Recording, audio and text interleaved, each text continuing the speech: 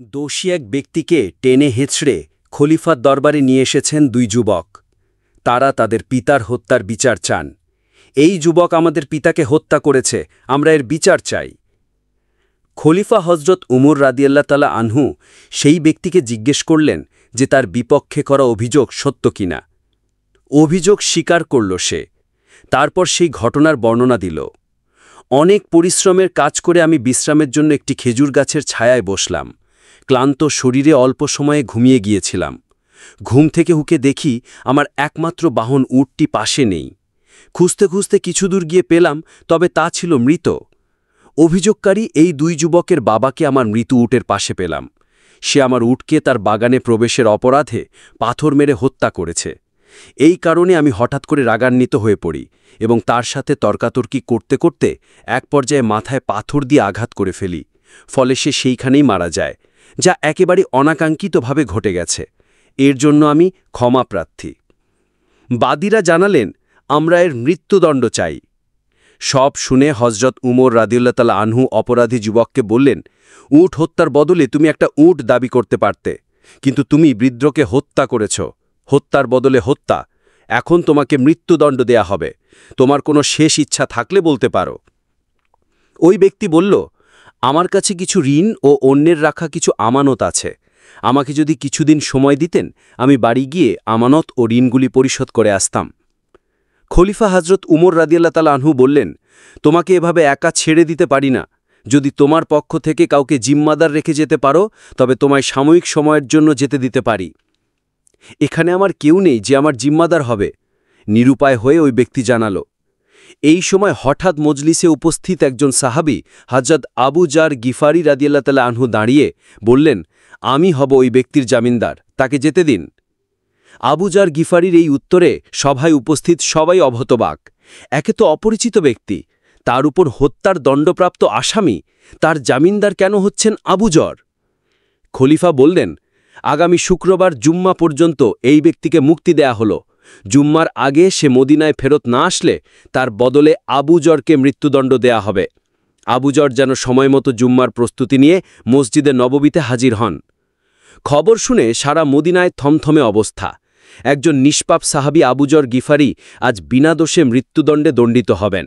জুম্মার পর মদিনার সবাই মসজিদে নববীর সামনে হাজির। সবার চোখে জল, কারণ দণ্ডপ্রাপ্ত যুবক এখনও ফিরে আসেনি। জল্লাদ প্রস্তুত। এই জল্লাদ জীবনে কতজনের মৃত্যুদণ্ড দিয়েছে তার হিসেব নেই, কিন্তু আজ কিছুতেই চোখের পানি আটকাতে পারছে না সে। আবু ঘরের মতো একজন সাহাবী সম্পূর্ণ বিনা দোষে আজ মৃত্যুদণ্ডে দণ্ডিত হবেন, এটা মদিনার কেউ মেনে নিতে পারছেন না। এমনকি মৃত্যুদণ্ডের আদেশ প্রদানকারী খলিফা উমর রাদিয়াল্লাহু তাআলা আনহু নিজেও চিন্তিত হয়ে পড়েছেন। হৃদয় তার ভারাক্রান্ত। তবু আইন তার নিজস্ব গতিতে চলবে, কারও পরিবর্তনের হাত নেই। আবু জর রাদিয়াল্লাহু তাআলা আনহু তখনও নিশ্চিন্ত মনে হাসি মুখে দাঁড়িয়ে মৃত্যুর জন্য প্রস্তুত। জল্লাদ ধীর পায়ে আবু জরের দিকে এগুচ্ছেন আর কাঁদছেন। আজ যেন জল্লাদের পা চলে না, পায়ে যেন কেউ পাথর বেঁধে রেখেছে। এমতো সময় এক সাহাবী উচ্চস্বরে জল্লাদকে বলে উঠলেন, হে জল্লাদ, একটু থামো। মরুভূমির ধুলার ঝড় উঠিয়ে ওই দেখো কে যেন আসছে।